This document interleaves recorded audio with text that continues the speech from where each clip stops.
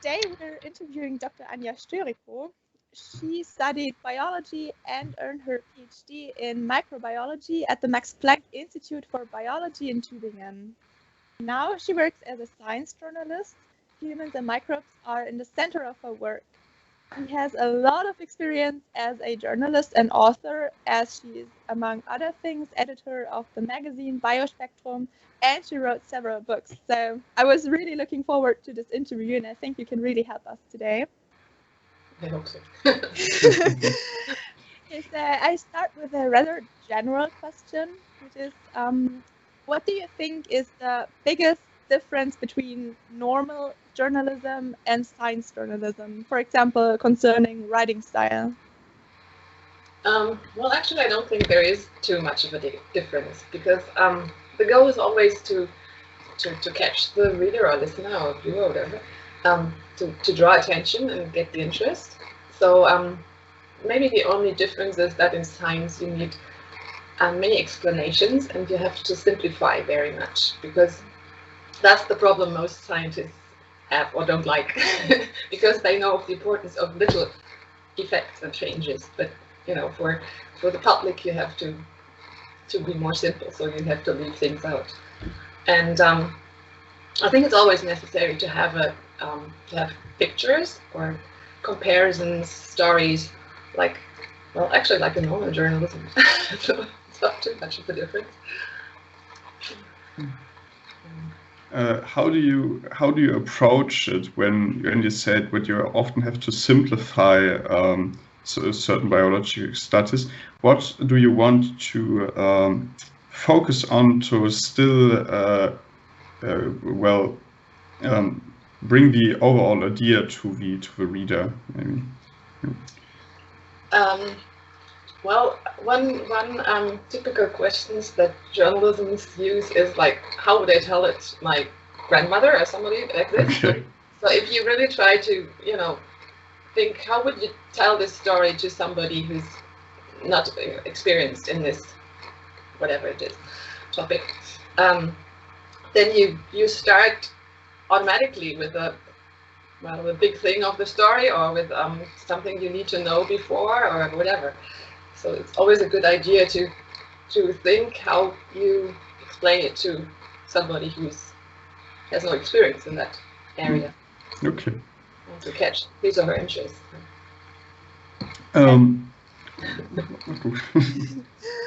What do you think makes a good article good? Like, we all read articles, but what do you say makes it a good one?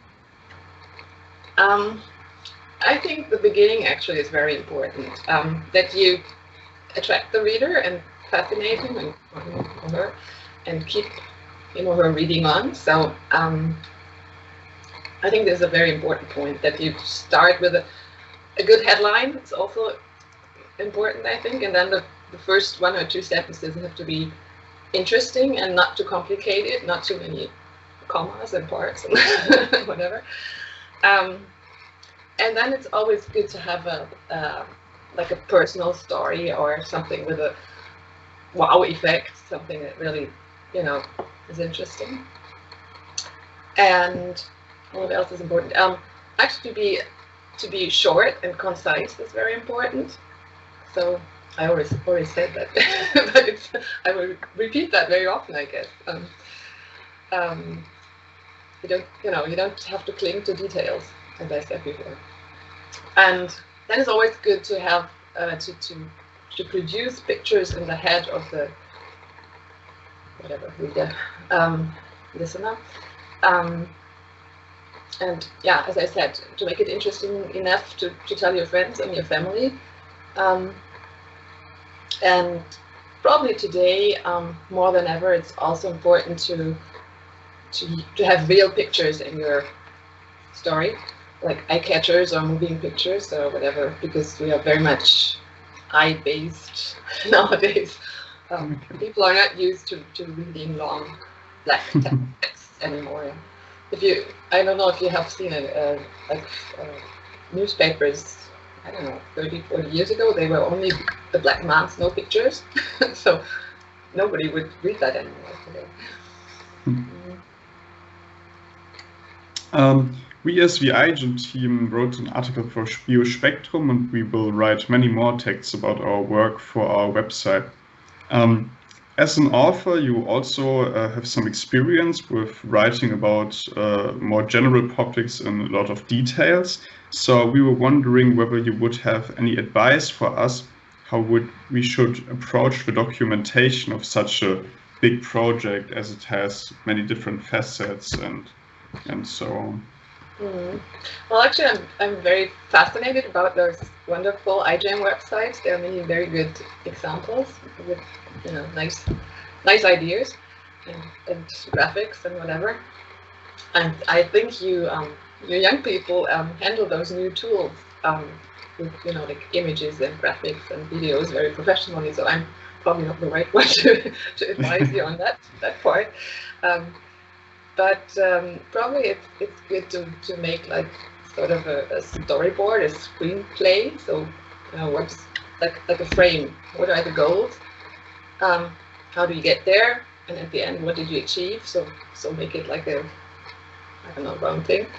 And at the end, you probably also come to a point where you say, well, we have maybe one answer, but it gets many new questions. So you can sort of start a new story from that point on, because there are open questions always in science. When you answer something, you get to the next point. And for the public, it's of course important to present what is important for their life. What is the outcome that can change? I don't know, in medicine, in production, in whatever. I don't know. That is important for the public, I guess. Which is also a point where most scientists say, "Oh, it's not that far," or "Don't tell anybody it's good against cancer," or something, which is one of the best love stories. But of course, like your grandmother, you would tell your grandmother, "Well, maybe if it really works one day, we could do this and that." She would be interested in that, so you have to keep that in mind, I guess. Do you maybe for the thing you had in the past, you mentioned that it's really important also to tell maybe a story of future prospects, and also you mentioned you shortly said that don't tell them it's good about cancer. I'm assuming because it's a bit like well, overuse maybe, or so I was wondering whether you think that it's maybe we also put a bit too much value on. Do you think it's that there's maybe a bit too much value on always on how we can use an exploration more against also the virtues of the discovery? I think maybe what science is like originally about in a sense of discovering the truth and such. Well, actually, there's different stories. I mean, you can have one story, of course, what you are looking for, and then you have a goal, and then it should change something. That's one way. The other way is, of course, the basic research thing. But you can also tell stories about that if the story is like the person who is looking for an adventure, sort of, and or maybe the ups and downs, and then it's a more personal story maybe. So you can have different views on science. It must not always be the real content, but it can also be the person behind that, or maybe the fate of, I don't know, some stuff in whatever. Okay. So, do you think we should report more about negative findings when you tell that? Actually, that's difficult. I know it's difficult because that is not really interesting. Because it doesn't seem to lead anywhere. But if you put it in the right focus, I don't know, you might find a way to say, well, so many negative findings, that is also an answer. It is not this and this and that. And I don't know. And yeah, you probably need stories like now the viruses, where you say, well, they are looking for medicine or whatever, and but there are many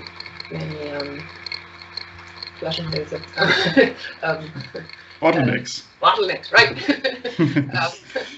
To go through, and well, but the public has to learn that too. It's not easy. Just we look for something and it works. So yes, you probably have to tell that part of the story, but you still need something interesting in the end anyway. So.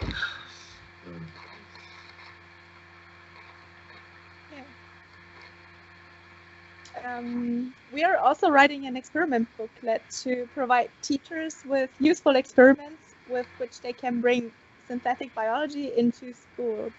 You are the publisher of the book Methods in Microbiology. What are the things that you focus on when you wrote that book? Like, do you have any advice on what we should pay attention to when designing experiments for pupils or students with few laboratory experience? Well, at first it's a wonderful idea to do that. In our book, we try to keep things simple again, as I always say. We sort of made it like a cookbook, so I hope it works. So you know, like take this and that, and then do this and that. And well, we have to wait. It's very new, so let's see how it works. But as an advice for you, it might be good to look for examples in the first place, like maybe mentoring somebody who already did something like that. You don't have to reinvent the wheel, I guess. And also it's important to ask the people that are involved, like teachers, students, kids. So, for example, if you record when you talk to a kid, you'll realize how simple you can express things. There are wonderful examples, like in Germany, the Sendung mit der Maus, that's this channel, and then the kids' news or the kids' lectures at university. You should actually go there once if you haven't. The Kinderuniversität, many universities have that, and actually they are on. You can watch them nowadays because it's all closed, but most universities have a channel for that. And they are usually wonderful examples how you can break down complicated information, like how does an antibiotic work or whatever. And even grown-ups like to watch these simplified information because it's good information. It's not too flat or something, that it's things you learn, you know. So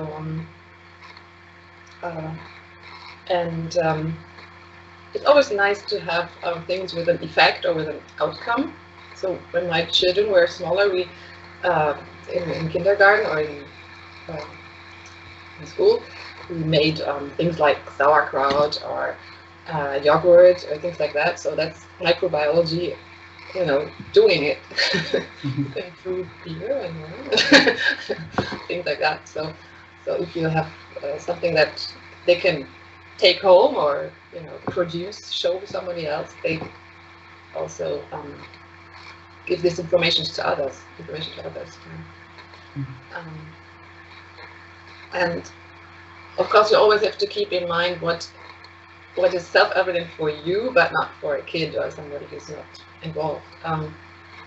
Like we usually tend to use words that are too specialized, like, I don't know, nanometers or something. We just say it like it's nothing, but for a normal person, there's no information, there's no value to it.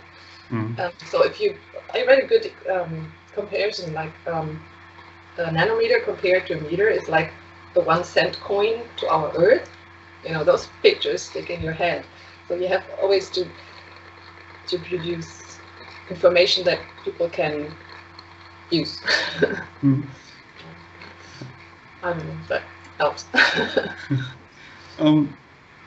Earlier, you already mentioned that today visualization is very important and conveying science projects. Do you have an opinion on what is the best way actually to promote science onto the public? I mean, with pictures or with all in all. In general, like you already mentioned, find the Kids at University program and such things. Yeah. Well, actually, there are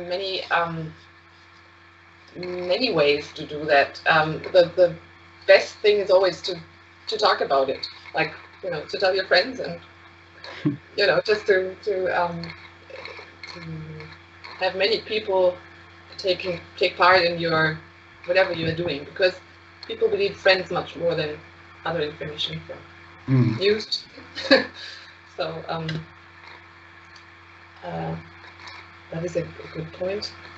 Actually, I forgot your question.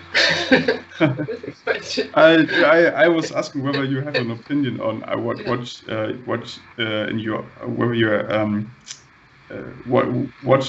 is the best way to promote science among the public? Which methods or programs maybe work very well in your mind? Well, actually, I think you need many ways to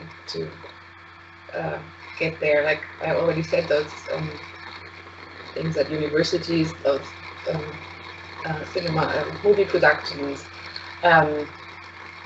Of course, to get in the news is always a good thing. We have that right now very often.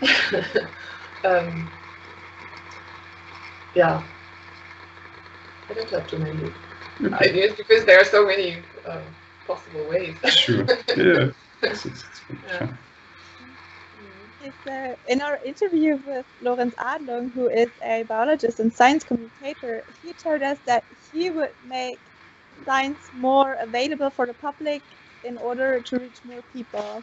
Do you think scientific articles should be available for free? Because lots of them cost a lot of money. Like, I mean, we as students get them usually for free, but I imagine it to be really hard for normal people to get those information. What do you think?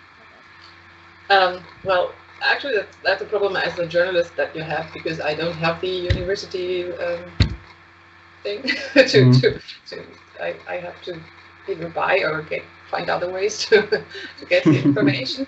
It's not too hard, because once you know the person who did the work, you can get the information, of course. I don't know if I'm competent to answer this question, because it's involving very many aspects, like rights and laws and economics. It's always good to have free information, but of course the normal public would not read the scientific papers. So, but then I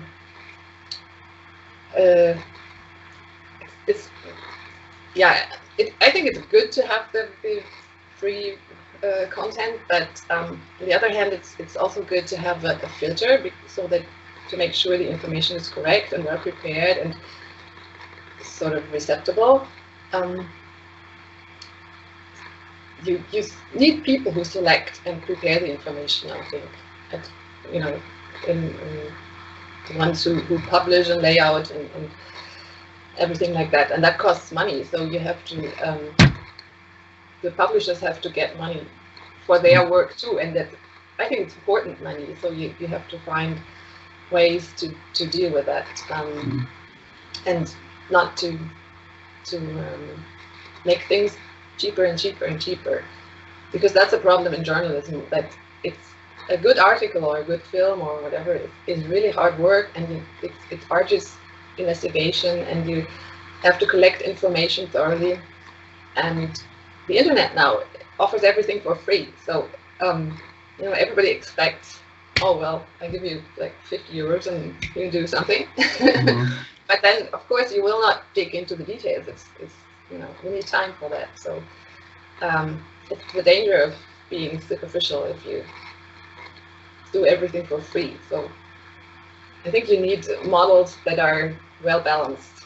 So you have I don't know, filter and on the one hand, and free access to information too. It's also important. So, but as I said, there are many aspects on that I cannot really. Yeah, definitely.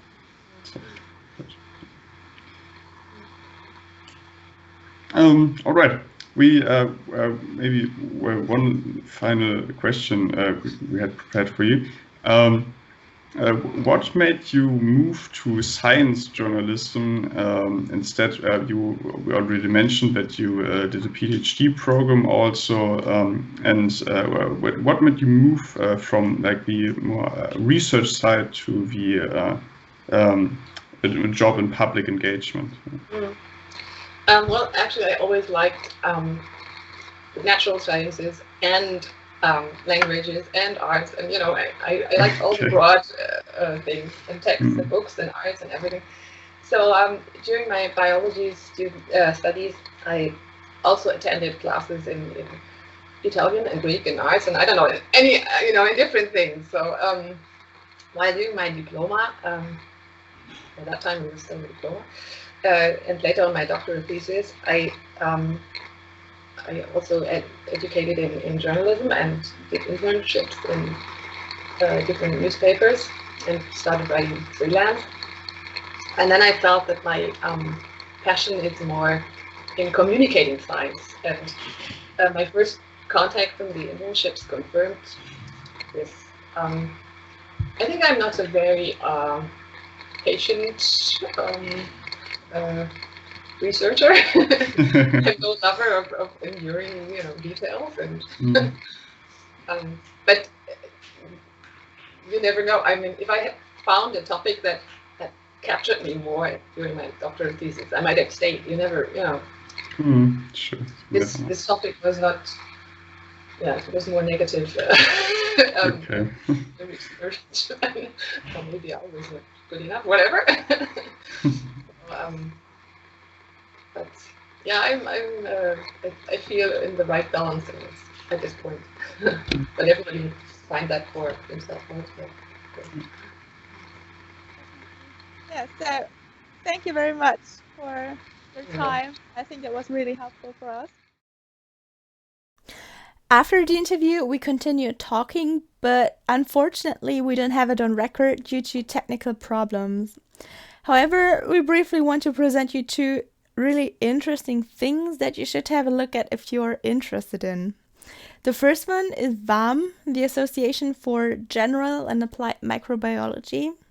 And the second one is the magazine BioSpektrum, in which you can read lots of interesting articles in which the authors invested lots of time for a good investigation, as we mentioned it earlier in our interview.